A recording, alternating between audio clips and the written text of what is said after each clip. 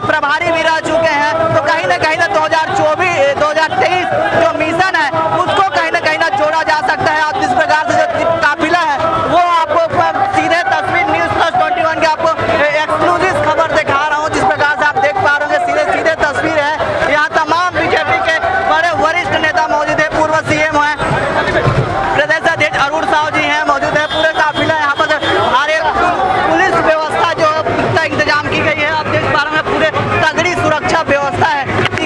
जिस तरीके से रोड शो है वो काफी अहम माना जा रहा है। कैमरामैन हरीश राव के साथ मैं कुमार साहू, रायपुर।